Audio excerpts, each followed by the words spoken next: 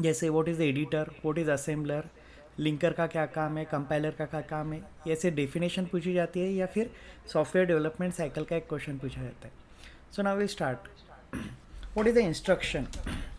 सो basically instruction है ना, instruction is a command to the processor. Instruction क्या होती है, जैसे आप लोगों ने अभी ऑलरेडी लिखा है, कुछ प्रोग्राम्स लिखे हैं, मूव ए कॉमा हैश 20. तो क्या कर रहा है, ये एक इंस्ट्रक्शन है, वो क्या करती है, कमांड देती है. क्या कमांड है, ये 20 नंबर को एक्यूमुलेटर में मूव करना है. This instruction will move the number 20 into the accumulator. Okay.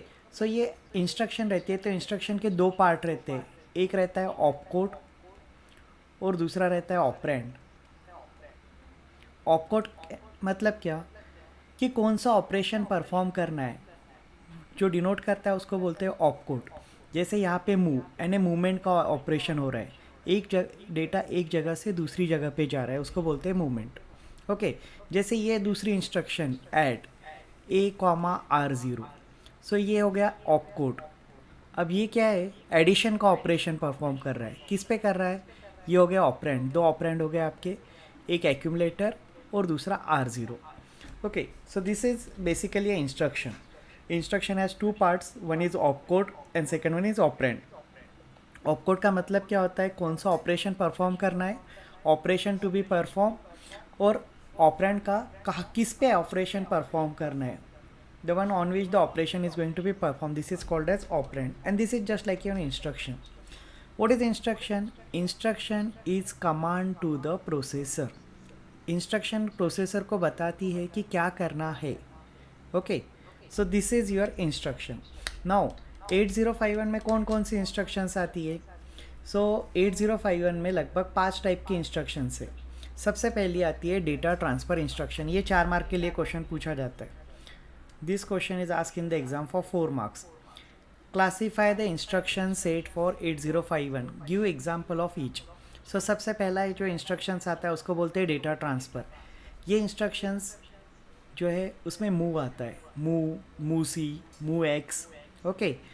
XCH.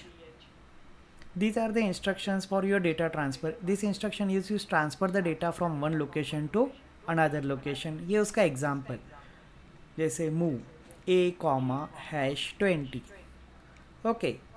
तो ऐसे अलग अलग एग्जाम्पल आप लिख सकते हो उसके. दूसरी इंस्ट्रक्शन है वो arithmetic. Arithmetic means addition, subtraction, multiplication, division. ये जो ऑपरेशन है वो परफॉर्म करने के लिए जो इंस्ट्रक्शन यूज़ होती है उसको बोलते हैं arithmetic instruction. Add, sub, MUL, DIV, these are the parts of your arithmetic instructions. तीसरी इंस्ट्रक्शन जो आती है उसको बोलते हैं logical. And logic, or logic. Okay. ये जो लॉजिकल ऑपरेशन परफॉर्म करते हैं उसके लिए जो इंस्ट्रक्शन यूज़ होती है उसको बोलते हैं लॉजिकल इंस्ट्रक्शन. चौथी जो होती है branching instruction.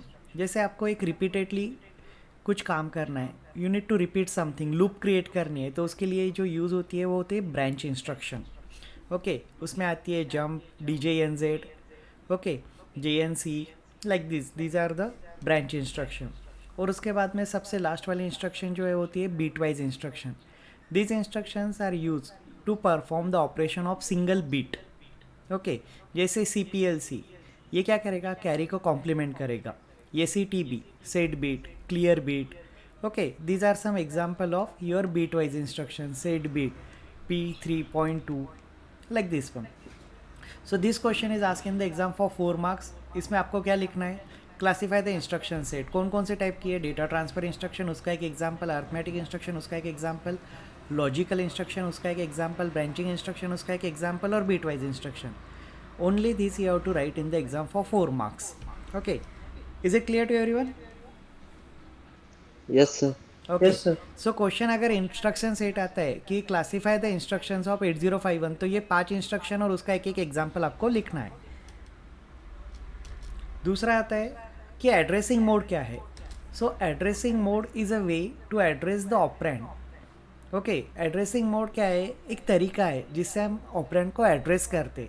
Operand means the data we are operating upon. Operand क्या है, वो डेटा है जिस पे हम कुछ ऑपरेशन परफॉर्म करने वाले हैं.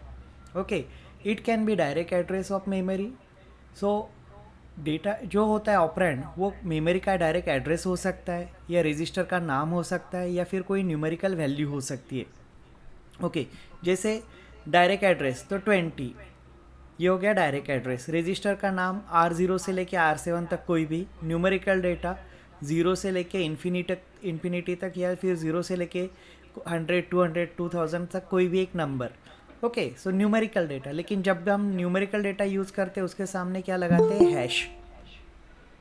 ओके, सो अभी देखते हैं addressing mode.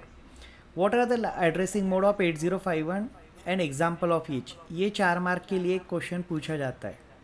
This question is again ask in the exam for 4 marks. So 8051 में लगभग 5 एड्रेसिंग मोड है। पहला एड्रेसिंग मोड है उसको बोलते हैं रजिस्टर एड्रेसिंग मोड। ओके, उसका एग्जाम्पल मूव A, R7, यानी R7 एक रजिस्टर है, उसका डेटा A में मूव करना है, ये इसका एग्जाम्पल। दूसरा direct addressing mode. Okay, direct यानी मेमोरी लोकेशन।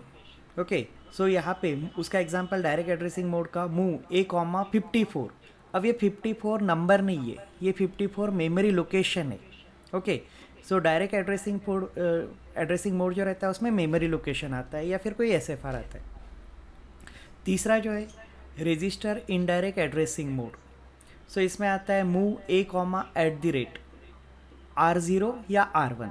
ओके, सिर्फ यहाँ पे दो ही यूज़ कर सकते हैं, R0 और R1, R2 R3 नहीं यूज़ कर सकते यहाँ पे, इतना याद रखना।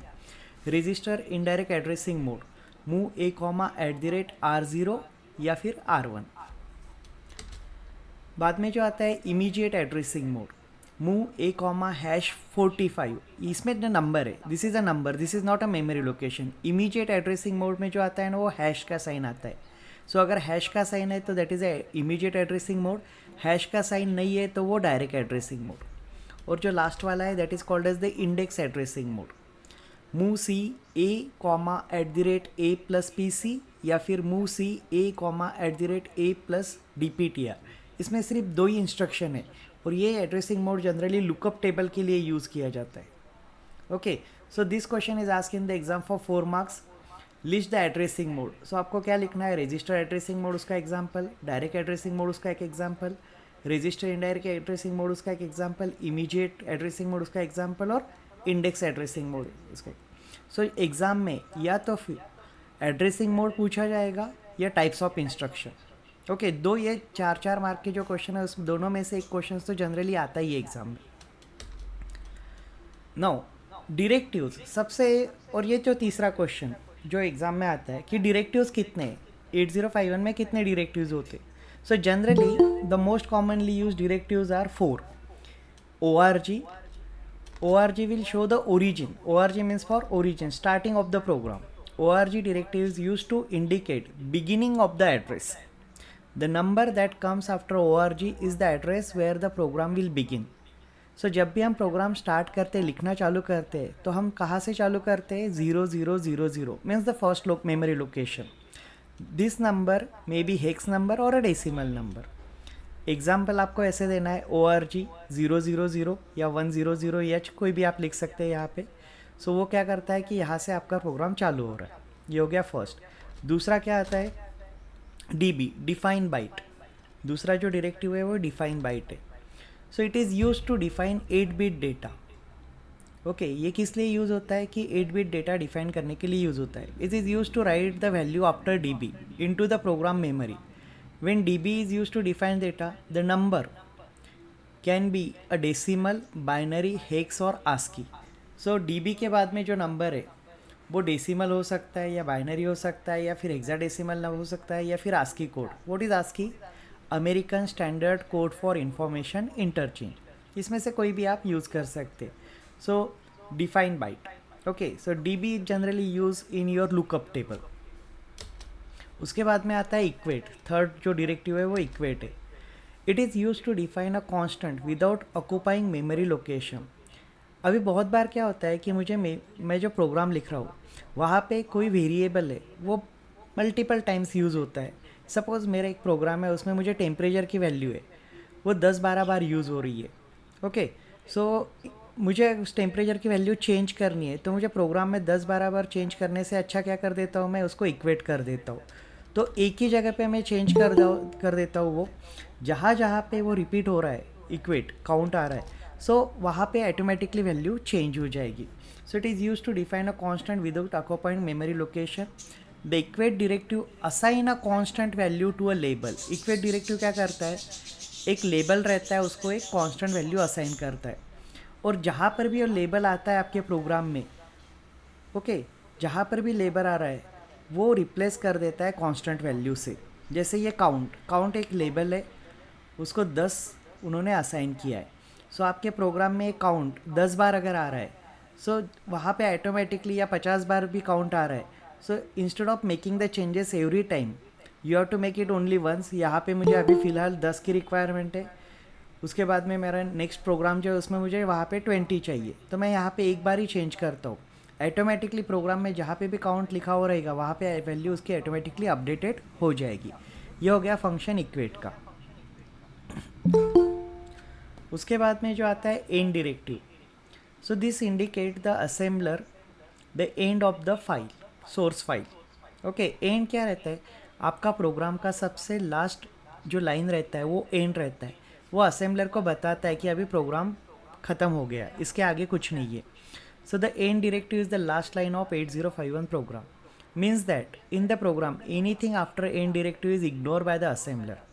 So end के बाद अगर आप कुछ भी लिखते हैं, सो असेंबलर उसको कंसिडर करने वाला नहीं है, वो उसको क्या कर देगा, इग्नोर कर देगा. ये 4 डायरेक्टिव्स है, और ये 4 डायरेक्टिव 4 मार्क्स के लिए पूछे जाते हैं एग्ज़ाम में. सो 3 क्वेश्चन जो है वो पहला कौन सा है, एड्रेसिंग मोड कौन कौन से, दूसरा क्वेश्चन इंस्ट्रक्शंस किस टाइप के, what are the various types of instruction, और तीसरा क्वेश्चन जो है असेंबलर डायरेक्टिव्स कौन कौन से. सो ये तीनों में से कम एक या दो क्वेश्चंस एग्जाम में पूछे ही जाते हैं. Okay, sometimes 2 questions will ask, sometimes ये तीनों में से एक क्वेश्चंस तो पूछना ही और एग्जाम में आता ही है. Okay, is it clear? And these are your sure marks. ये 4 मार्क्स तो आपको इजीली मिल जाते हैं क्योंकि उसमें ज़्यादा कुछ है ही नहीं. Types of instruction, addressing mode और डायरेक्टिव्स. अब नेक्स्ट क्वेश्चन जो आता है कि assembly language programming cycle, software development cycle in 8051. So आप सब लोगों ने ना प्रोग्राम लिखा है, you are use the Keil software to write the program, and Keil is the IDE. What is IDE? Integrated development environment. So जब Keil use करते हैं तो उसमें क्या रहता है, प्रोग्राम लिखने के लिए एक स्पेस रहता है, उसको बोलते हैं एडिटर, जहाँ पे आप प्रोग्राम टाइप करते हैं. फिर प्रोग्राम टाइप करने के बाद में आप उसको सेव करते हैं .asm नाम से.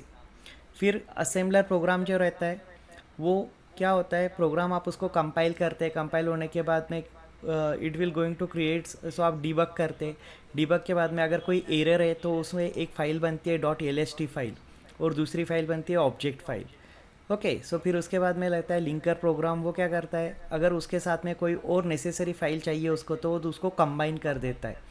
उसके बाद में abs फाइल बनती है, वो abs फाइल जाती है ऑब्जेक्ट टू हेक्स कन्वर्टर में, और finally you will get the hex file, and this is the file which is suppose to be return into the micro controller.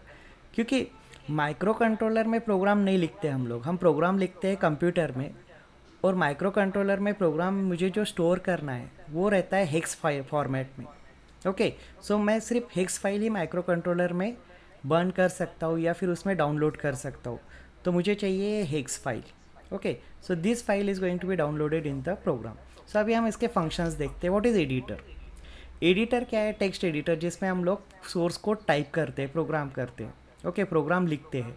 It may be a standalone application और it may be a part of integrated development environment. ये एक stand alone application रह सकती है, जैसे notepad वगैरह रहता है ना आपका, वैसे ही, या फिर आईडी कील जो आईडी है उसका एक पार्ट जहाँ पे आप प्रोग्राम टाइप करते हैं. दूसरा जो रहता है कंपाइलर. कंपाइलर का क्या काम है? सो कंपाइलर का काम क्या है कि जो हम लोग प्रोग्राम लिखते हैं वो लिखते हैं इंग्लिश वगैरह लैंग्वेज में, लेकिन कंप्यूटर को समझ में नहीं आता. So compiler will convert the program into machine language. Okay, compiler का क्या काम है, जो भी आपने प्रोग्राम लिखा है हाई लेवल लैंग्वेज में, उसको मशीन लेवल लैंग्वेज में कन्वर्ट करने का काम है कंपाइलर का. फिर दूसरा रहता है cross compiler. So cross compiler is a compiler capable of creating executable code for a platform other than one on which the compiling is running. Compiler is running. So cross compiler भी रहता है जो executable code create करता है. तो वो executable code जो है ना दूसरे प्लेटफॉर्म पे भी रन हो सकता है. अलग अलग प्लेटफॉर्म्स रहते हैं, जैसे आपका लिनक्स है, उसके बाद में विंडोज़ है. ओके, ऐसे अलग अलग प्लेटफॉर्म्स रहते हैं. या फिर आपका सी का एक रहता है, जावा का एक रहता है. ओके, सो अलग अलग इसमें अगर मुझे एक कोड ये करना है तो I need to go for the cross compiler. लेकिन यहाँ पे एक कंपाइलर कंसिडर करो. कंपाइलर क्या रहता है, हाई लेवल लैंग्वेज को मशीन लेवल लैंग्वेज में कन्वर्ट करता है. असेंबलर भी वही काम करता है. ओके, असेंबलर भी क्या करता है कि जो आपका प्रोग्राम है उसको हाई लेवल या फिर मीडियम लेवल लैंग्वेज को लो लेवल लैंग्वेज में कन्वर्ट करता है. Again it is going to convert into the machine level code. Linker क्या है? Linker is a program in system which helps to link और link a object module of a program into a single object file. It performs the process of linking. Linker are also called link editor. Linking is the process of collecting and maintaining piece of code and data into a single file. सो आप जो programme लिख रहे हैं उसके साथ में उसको run होने के लिए कुछ और भी प्रोग्राम चाहिए रहते जो ऑलरेडी आपके सिस्टम में किसी ने बना के रखे, जिसने सॉफ्टवेयर बनाए. तो लिंकर फाइल क्या करती है, उसके नेसेसरी जो प्रोग्राम है वो ऑटोमेटिकली उसके साथ में लिंक कर देती है. ओके, सो और एक उसकी एक सिंगल फाइल बनाती है जो रनिंग के जो प्रोग्राम एग्जीक्यूट होने के लिए ज़रूरी है. The linker locator creates the executable program file. अब ये लिंकर क्या करता है कि एग्जीक्यूटेबल प्रोग्राम फाइल बनाता है, ऑब्जेक्ट फाइल जिसको बोलते हैं, absolute files. Okay, and those created by compiler and assembler. Executable program file, also called as absolute object module, contain no relocatable code or data. All codes and data reside at the fixed memory location. So ये हो गया आपका assembly language programming cycle. Assembly language programming cycle में आप इतना काम करते हैं. पहले प्रोग्राम लिखते हैं एडिटर में, उसके बाद में उसको डिबग करते हैं. That program is going to be converted into high level language to the machine code. उसके बाद में लिंकर आता है. लिंकर क्या करता है, उसको अदर जो नेसेसरी फाइल्स है उसके साथ में लिंक करता है. फिर एक फ़ाइल बनाता है, एब्सोल्यूट फाइल. और उसके बाद में O2H means object to hex file में एक प्रोग्राम रहता है जो उसको कन्वर्ट करता है. And finally I will get the hex file which is required to be downloaded into the micro controller. So ये हो गया software development cycle of 8051. Okay, ये क्वेश्चंस भी कभी कभी 4 मार्क के लिए पूछा जाता है, but this is not very commonly ask. ये पूछा जाता है, कभी कभी पूछ सकते हैं. सो आप सिर्फ ये चार ब्लॉक भी अगर याद रखते हैं तो you can easily write something about this one, because all of you are already written a lot of program in Keil. अब इंस्ट्रक्शंस कौन कौन सी यूज़ किए आप लोगों ने. सो जब भी आप यूज़ करते हैं तो सबसे पहले क्या रहता है, already we are discuss that directives रहते हैं. प्रोग्राम जो रहता है उसमें डिरेक्टिव्स रहते हैं. सो सबसे पहला जो लाइन रहता है प्रोग्राम का वो रहता है ORG, और सबसे आखिरी लाइन जो रहता है वो रहता है एंड. और इसके बीच में हम कुछ तो भी लिखते हैं. Whatever you are written in this is called as the instruction. So what is instruction and what is directive. Instructions are command to the processor. Okay, ये याद रखो. Instructions are command to the processor. वो processor को बताता है कि क्या करना है. और डिरेक्टिव्स क्या है, directives are command to the compiler.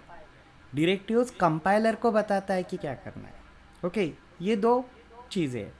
Okay, so instruction कौन कौन सी है. सो हमने देखा है कि डेटा ट्रांसफ़र इंस्ट्रक्शन रहती है. उसके बाद में कौन सी रहती है, अर्थमेटिक इंस्ट्रक्शंस रहती है, लॉजिकल इंस्ट्रक्शंस रहती है, ब्रांचिंग इंस्ट्रक्शंस रहती है. Okay, and your Boolean instructions means bit level instructions रहती है. सो डेटा ट्रांसफ़र में कौन सी है, move C, move X, XCH. all these are some of the instructions which are used for transferring the data, movement of data. Arithmetic, अब arithmetic में क्या आता है, add, SUBB, subtraction, MUL, DIV, division. Okay, add C, addition with carry. So these are some arithmetic instruction. Logical instruction, ANL, ORL. These are some logical instruction. Branching instruction, DJNZ, decrement and jump if not 0, JNC, jump if carry is not generated, JC, jump if carry is generated, JB, jump if bit is set, JNB, jump if bit is not set. These are some branching instructions which are used for creating the loop or for repeated repeated purpose. If I want to repeat something number of times, then I have to use this instruction. Then boolean instructions or bit level instruction, CPL, okay उसके बाद में CLR, ये CTB, okay then these are clear instructions, CPL instructions, set bit, clear bit, CLRB. These are your branching instruction. So ये ऐसे कुछ instructions है जो use होती है. Okay, so it is DAA again, decimal address accumulator is there. Okay data transfer में RRA भी आता है, rotate right accumulator, rotate left accumulator. इसमें से कुछ इंस्ट्रक्शंस आपको पूछी जा सकती है एग्ज़ाम में. ओके अब रोटेट राइट एक्यूमुलेटर है तो उसमें क्या होगा, explain you have to explain the rotate right accumulator. So right side में एक रोटेट करता है. ओके सो इसमें एक नंबर है, so this is your accumulator. Okay accumulator में एक नंबर है 10111001 ऐसे नंबर दिया है तो रोटेट राइट. सो ये क्या करेगा, राइट साइड में उसको रोटेट करेगा. It is going to rotate it to the right side when you are going to execute the instruction 1 by 1 bit. Okay तो फिर ये जो आता है ये आएगा यहाँ पे. सो रोटेट लेफ्ट होगा तो it is going to be rotated in the left direction. Okay so this instruction is commonly asked in the exam for 2 marks. Explain rotate right accumulator RRA and RLA. दूसरी इंस्ट्रक्शन decimal address accumulator भी पूछी जाती है, या फिर कोई भी इंस्ट्रक्शंस आपको पूछी जा सकती है इसमें से 2 या 4. या फिर क्वेश्चन हो सकता है right any 4 instructions of 8051 micro controller and explain the meaning of each one. या फिर क्वेश्चन आ सकता है what is the meaning of this one, move A,#20. ये इंस्ट्रक्शन क्या करती है, आपको पूछा जा सकता है एग्ज़ाम में कि जो इंस्ट्रक्शन है अभी मूव A,#20 इसका काम क्या है, ये कैसे काम करती है, या फिर what is the work of this instruction. Okay so move A,#20 का क्या होगा, it will move the data 20 is a number into the accumulator. तो आपको इतना ही लिखना है, this instruction will move 20 into accumulator. Okay सो ऐसे पूछा जा सकता है. या फिर हो सकता है कि add A,R0. What is the function of this instruction, ये क्या करती है, this instruction will add the content of R0 with the content of accumulator. Okay so these are some instructions which are use for 8051 micro controller. Then we are going to write down some programs. इस chapter में programs भी पूछे जाते हैं. सो एक question एक program है, this program is write the program for multiplication of 2 8-bit number. दो नंबर को मुझे मल्टीप्लाई करना है. सो मल्टीप्लाई करना है तो मुझे सबसे पहले क्या चाहिए, 2 नंबर चाहिए. मेरे पास 2 नंबर आ गए, एक 4 है और एक 20 है. सो सबसे पहली लाइन क्या रहती है, ORG. ओके और सबसे आखिरी लाइन क्या रहती है, सॉरी एंड. उसके बीच में मैं प्रोग्राम लिख रहा हूँ, मुझे जो करना है. So I will get first number into the accumulator, get second number into register B. Okay so आपको मीनिंग भी लिख सकते हैं उसके सामने उसका, and you are suppose to write the meaning of this one. उसके बाद में आप क्या कर रहे हैं, दोनों को मल्टीप्लाई कर रहे हैं. मूव A,#4 यानी आपने 4 नंबर जो है वो कहाँ लिया है, एक्यूमुलेटर में. फिर दूसरा क्या लिया है, 20 नंबर B में लिया. फिर आपने क्या कर दिया, मल्टीप्लिकेशन किया, MULAB.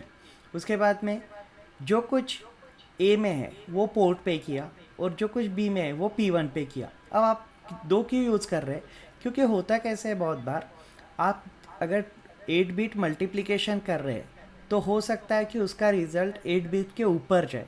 ओके सो 8-bit जो है मेरा accumulator will stored at the maximum number stored bye accumulator is 255. Okay अगर 255 के ऊपर जाता है तो मुझे वहाँ पे क्या चाहिए, B रजिस्टर भी यूज़ करना होगा. इसलिए हम क्या करते हैं कि एक्यूमुलेटर और B, क्योंकि हम जब मल्टीप्लिकेशन करते हैं 10 × 10, सो इसका आ गया 100. सो अभी मैंने किया 20 × 20, ये आ गया 400. अब 400 नंबर तो मेरा एक्यूमुलेटर स्टोर नहीं कर सकता है, ओके इसलिए उस 400 का जो लोअर पार्ट है वो एक्यूमुलेटर में जाएगा और हाइयर पार्ट जो है वो बी में जाएगा, ओके सो इसलिए हमें दो रजिस्टर यूज़ करने हैं डिस्प्ले के लिए फॉर मल्टीप्लिकेशन एंड डिवीजन, क्योंकि डिवीजन में भी क्या होता है कि रिमाइंडर रहता है और डिवाइज़र, सो रिज़ल्ट आता है एक और रिमाइंडर आता है, तो उसमें रिज़ल्ट जो आएगा वो ए में आएगा और रिमाइंडर है वो बी में आएगा। सो अगर यही प्रोग्राम डिवीजन के लिए पूछते हैं तो सिर्फ आपको मल्टीप्लिकेशन की जगह पे क्या लिखना है, D I V. If the same program is ask for write the A L P program for division of 2 number, तो आप क्या करेंगे उसमें, instead of writing M U L instruction over here you have to write the D I V instruction, okay same program for this one. Multiplication की जगह पे क्या आएगा, D I V A B, this is the program for division. अब ये programme अगर आपको addition और सब्सट्रैक्शन के लिए पूछते, सो जनरली एडिशन और सब्सट्रैक्शन के लिए क्या करता हूँ मैं, 0000 एच मूव ए कॉमा हैश 4 मूव R0 या से R7 कोई भी एक वैल्यू लेता हूँ 5 and add A comma R0 move P1 comma A और एंड, हो गया। This is the program for addition. Same program for subtraction के लिए तो यहाँ पे एस यू बी बी आएगा, okay but you have to write the meaning of each one. इसका मीनिंग क्या है, this instruction will move 4 into the accumulator, this instruction will move 4 you into the register R0, this instruction will add the content of R0 with A, this instruction will move content of A into the P and N. So you have to write the meaning of this one, so then only you will get all the full marks over here. So these are some commonly asked program in the exam. दूसरा जो programme है वो काफ़ी बार पूछा जाता है, तो इसमें क्या है, assume that bit P2.3 is a input, okay P2.3 क्या है, इनपुट है जो मेरा माइक्रो कंट्रोल है, से इट इज़ माई 8051 और इसके साथ में ये P2.3 है, तो ये इनपुट है and represent the condition of oven, और ये क्या कर रही है, ओवन की कंडीशन। अब ओवन क्या है, is a device which is use for heating something, if it goes high it means oven is hot. अगर इसकी वैल्यू P2.3 की वैल्यू अगर 1 हो रही है मीन्स ओवन क्या है, गर्म हो चुका है, हॉट है। Monitor the bit continuously whenever it goes high. Send high to low pulse to P1.5. So दूसरा जो पोर्ट है वो P1.5, इसको आउटपुट कनेक्ट किया है और इसको क्या कनेक्ट किया है उन्होंने, बजर, ओके इसको क्या कनेक्ट किया है उन्होंने, बजर। सो यहाँ पे क्या आ गया, आपका एक टेम्परेचर सेंसर है, जो टेम्परेचर सेंसर ओवर का टेम्परेचर मॉनिटर कर रहा है। जब ओवन का टेम्परेचर एक पर्टिकुलर लिमिट पे आ जाएगा तो वो एक पल्स देगा कि now it is hot, okay so in that case what you are going to do, we are going to send a high to low pulse on P1.5। सो इसके लिए प्रोग्राम लिखना है, ये 4 लाइन का है। अभी बहुत बार क्या होता है, अरे आप कंफ्यूज हो जाते हैं, ये 4 लाइन का प्रोग्राम, 4 लाइन का क्वेश्चन है तो इसका प्रोग्राम कितना बड़ा होगा, लेकिन इसका प्रोग्राम जो है वो सिर्फ 3 लाइन का है। देखो क्या करना है आपको, सबसे पहले ORG 0000H, ओके उसके बाद में क्या करना है, जेम एक लूप क्रिएट करनी है, ओके सो आप क्या कर रहे हैं, पहले आपका प्रोग्राम का ORG 0000H, फिर आपने क्या कर दिया, एक लूप ले लिया या फिर कुछ तो भी किया। क्या करना है आपको, you have to monitor the bit JNB, jump if bit is not set, which bit P2.3, कहाँ पे, तो वहीं पे जंप करना है, इसको ही रिपीट, यानी ये क्या करेगा, कंटिन्यूसली मॉनिटर करते रहेगा, ओके उसके बाद में अगर ये सेट हो गई, इसकी वैल्यू 1 हो गई, तो ये क्या करेगा, बज़र को ऑन कर देगा, जंप सेट बीट P1.5, ये क्या करेगा, बज़र को ऑन कर देगा, ओके बज़र को ऑन करने के बाद में क्या करना है, इसको क्लियर करना है buzzer, okay clear P1.5, okay यानी उसको बज़र को ऑन ऑफ करना है, हाई टू लो, ओके और उसके बाद में जंप करना है, JMP, okay short jump to loop, and this is going to be repeated, ये काम करते रहेगा, ऐसे ही काम करेगा। This is the only program for this one, ये 3-4 लाइन का भी प्रोग्राम है उसका, and this question is asked in the exam for 4 marks, okay so ये क्वेश्चंस में है ना, ये चेंज हो सकता है। क्या चेंज होगा यहाँ पे, 2.3 की जगह पे कोई दूसरी पिन होगी, 1.5 की जगह पे कोई दूसरी पिन दे सकते, लेकिन सबका लॉजिक क्या है, एक ही है, सिर्फ नंबर चेंज होगा, बाकी प्रोग्राम एज इट इज वैसे ही रहेगा। ओके, सो दूसरा जो आता है एग्ज़ाम में वो 16 बिट एडिशन सब्सट्रैक्शन, कि 16 बिट का एडिशन सब्सट्रैक्शन करो। सो 16 बिट नंबर तो डायरेक्टली मैं 8051 में सेव नहीं कर सकता, तो मुझे 16 बिट नंबर दो जगह पे सेव करना होगा।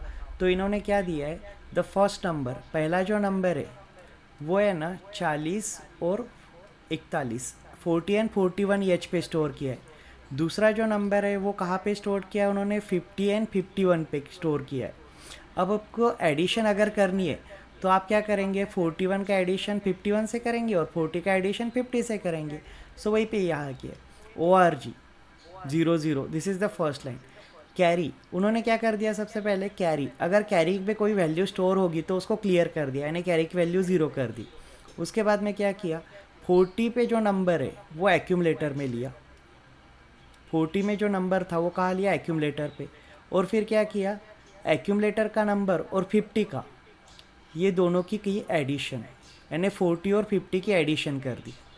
दे have make the addition of this two number. और जो रिजल्ट है, रिजल्ट कहाँ पे भेज दिया उन्होंने, 52। सो लोअर बाइट का रिजल्ट कहाँ पे भेज दिया उन्होंने, 52 पे। उसके बाद में क्या किया, 41 का नंबर एक्यूमलेटर में लिया, ओके, उसको 51 के साथ में ऐड किया, लेकिन यहाँ पे इंस्ट्रक्शन क्या यूज़ की वो देखो, add C, addition along with carry, यानी अगर पहले ऑपरेशन में कैरी जनरेट हुआ है तो उसको कंसिडर करके आपको एडिशन करनी है। ओके, सो उसका एडिशन हो गया। उसके बाद में उसका जो रिज़ल्ट आ गया वो उन्होंने 53 पे सेव कर दिया, हायर बीट्स। ओके, और फिर अगर कैरी अगर होगा इसमें, अगर कैरी जनरेट हो रहा है तो उसको उन्हें 37H पे मूव कर दिया। And this is the program for addition of your 216 bit number. Same program can be use for subtraction, सिर्फ एडिशन के जगह पे यहाँ पे क्या आएगा, SUBB। Okay, that is the only difference. So either this question, addition, subtraction, multiplication, division of 8 number, may be asked for 4 marks, this question may be asked for 4 marks, this question may be asked for 4 marks। Okay, और एक question और आ सकता है, वो है generate the square wave. Okay, so square wave generate करना है तो क्या करना है, स्क्वायर वेव कैसे जनरेट करते हैं आपके 8051 में। सो मेरा ये 8051 है। स्क्वायर वेव मतलब क्या, so simply I am going to on for some time, off for some time, on for some time, off for some time। okay, so ये जो पिन है, जहाँ पे आपको, अगर मुझे पिन 3.2 पे स्क्वायर वेव जनरेट करनी है तो मुझे इसको है ना थोड़ी देर के लिए 1 करना होगा, थोड़ी देर के लिए 0 करना होगा, 1 करना होगा, 0 करना होगा, and then I will get the square wave. So इस 1 करने के लिए जो इंस्ट्रक्शन है वो है सेट बिट, 0 करने के लिए जो इंस्ट्रक्शन है वो क्लियर या फिर CPL, या पहले आप सेट कर रहे हो उसको मीन्स 1 कर रहे हो, उसके बाद में आप क्लियर कर रहे हो उसको मीन्स 0 कर रहे हैं। Okay, so this is the only thing. और सेट किया, 1 किया तो थोड़ी देर के लिए किया, तो मैंने क्या कर दिया, डिले को कॉल किया, 0 किया तो थोड़ी देर के लिए किया, इसको भी डिले को कॉल कर दिया। और ये जंप, ये प्रोसेस क्या करनी है, मुझे रिपीट करनी है। ये जंप यहाँ से क्या कर रहा है, वो फिर से यहीं पे जंप कर रहा है। So this process is going to be repeated. अब फिर डिले का प्रोग्राम, क्योंकि डिले भी चाहिए ना मुझे, सो मैंने वहाँ पे एक डिले का प्रोग्राम लिख दिया है। So this is my delay program. Okay, so delay यानी क्या, the program is going to be just repeated over here. ये प्रोग्राम इसमें थोड़ा बहुत बिजी रहता है, तो क्या होता है, मुझे थोड़ा टाइम मिल जाता है। ओके, एंड दैट्स वाई, क्योंकि क्या होता है, micro controller continuously working, micro controller हमेशा काम करते हुए रहता है। तो यहाँ पे उसने वैल्यू 1 कर दी, ओके, और ये वैल्यू 1 करने के लिए उसको 1 माइक्रो सेकंड का ही टाइम लगता है। और दूसरी इंस्ट्रक्शन आप अगर लिखते हैं क्लियर P3.2, तो 1 माइक्रो सेकंड में उसको क्लियर हो जाएगा, जो आप डिटेक्ट ही नहीं कर पाएंगे। तो इसके बीच में आपको थोड़ा डिले देना होगा, वो डिले का प्रोग्राम आपको यहाँ पे लिखना है। Okay, so this is how you are going to generate the square wave on port 3 pin, या फिर कोई भी पोर्ट पिन पे ये कर सकते हैं। ये क्वेश्चन भी आता है 4 मार्क के लिए। आप देखेंगे इसमें तो लॉजिक क्या है, बिल्कुल सिंपल लॉजिक है। सिर्फ एक पिन को उन्होंने क्या किया, 2 ही इंस्ट्रक्शन यूज़ की, यहाँ पे सेट किया और क्लियर किया।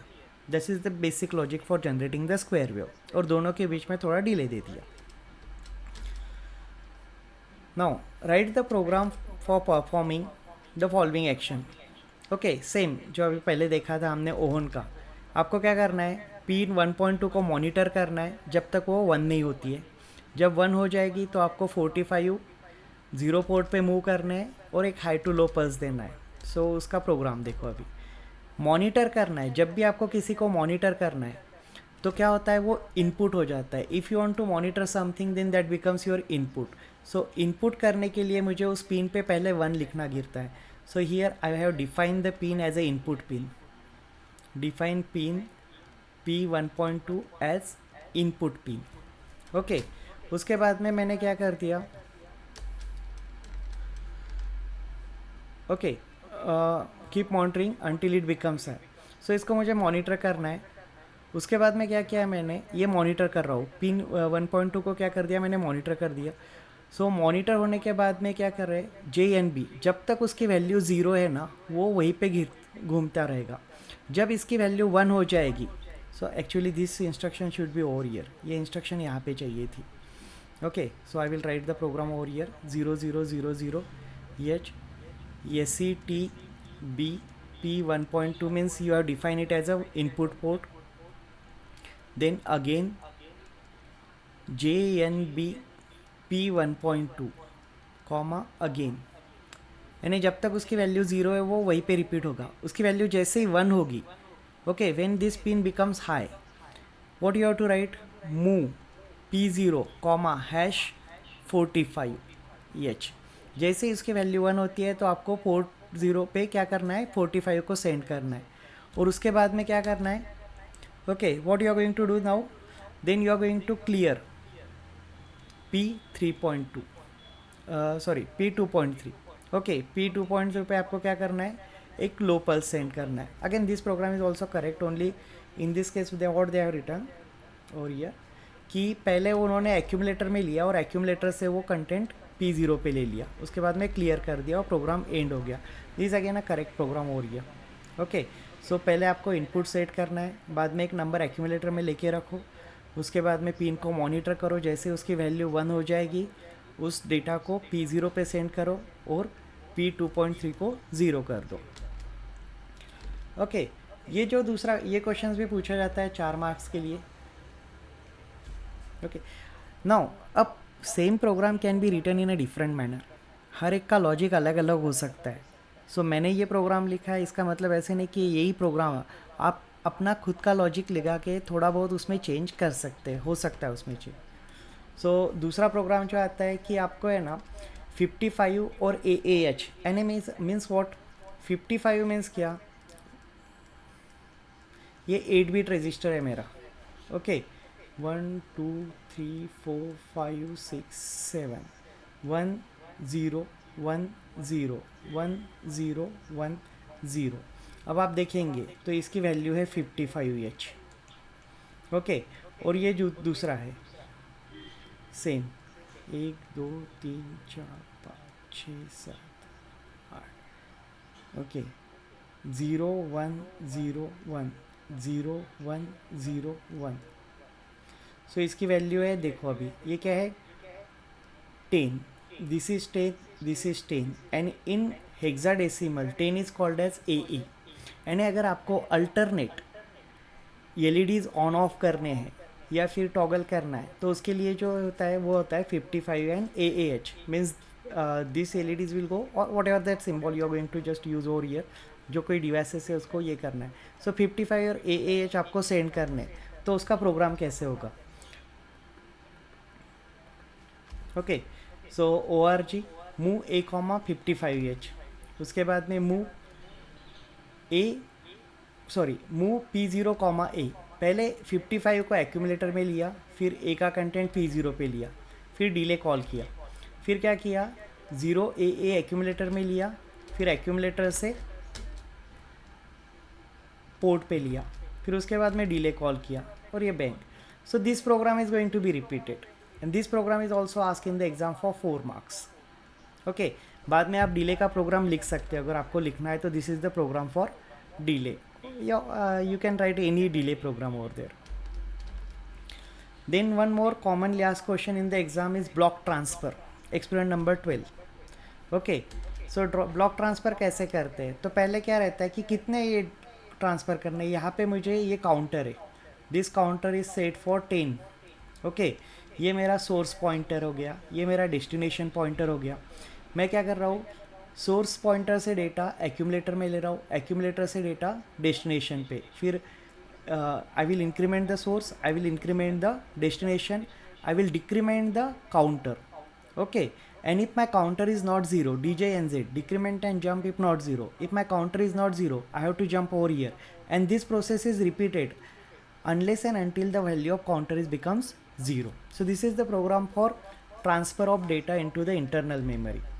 दूसरा जो आता है block transfer to external memory. अब एक्सटर्नल मेमोरी है जो आपकी, तो उसमें सिर्फ चेंज कहाँ हो रहा है, DPTR. Okay, you have to use the instruction DPTR and instruction MOVX. Okay, rest of the things are this is what your, this is your counter. Okay, this is your source, this is your destination, this is your source, this is your destination. Because external memory है इसलिए destination का number ज़्यादा होगा. आपने source से data लिया accumulator पे, फिर एक्यूमुलेटर से डेटा लिया डेस्टिनेशन पे, सोर्स को इंक्रीमेंट किया, डेस्टिनेशन को इंक्रीमेंट कर दिया, उसके बाद में काउंटर को डिक्रीमेंट किया. अगर उसकी वैल्यू 0 नहीं है तो वो यहाँ तक क्या करेगा, सब रिपीट करेगा. It is going to repeat दो steps unless and until it becomes 0. So this program is also asked in the exam for 4 marks. And the last one, exchange, block exchange programme.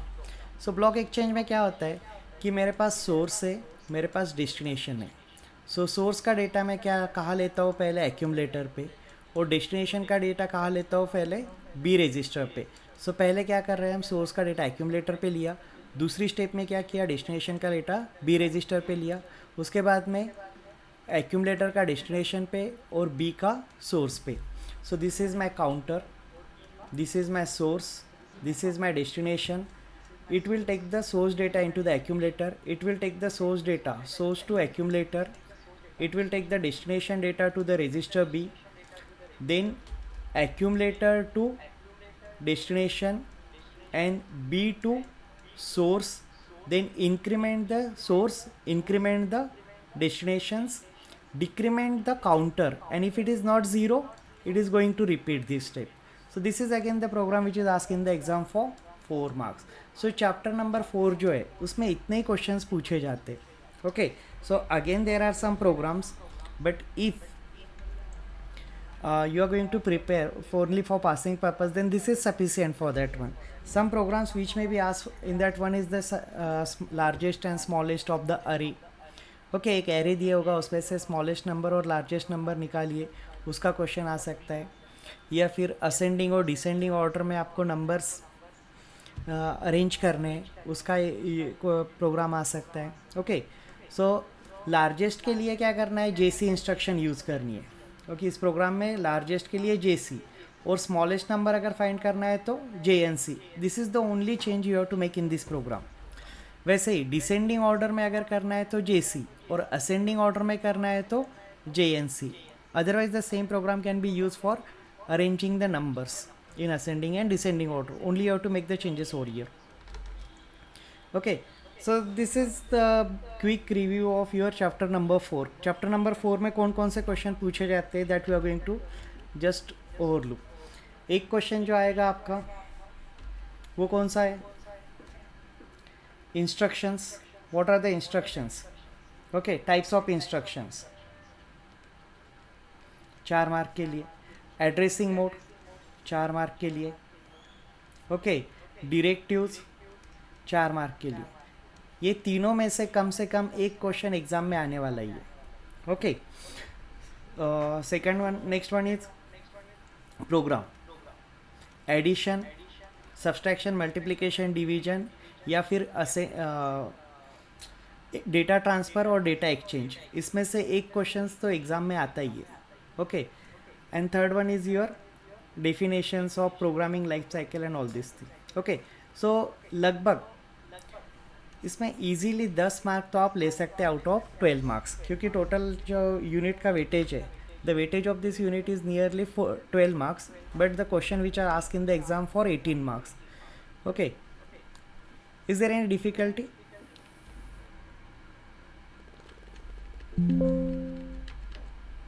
ये 12 mark का chapter है, लेकिन 18 mark के questions पूछे जाते हैं. सो addressing mode पे एक क्वेश्चंस आता है, टाइप्स ऑफ इंस्ट्रक्शन पे एक आता है, और डायरेक्टिव्स पे, और कुछ प्रोग्राम में आ सकते हैं. Is it clear Ajay? Yes sir.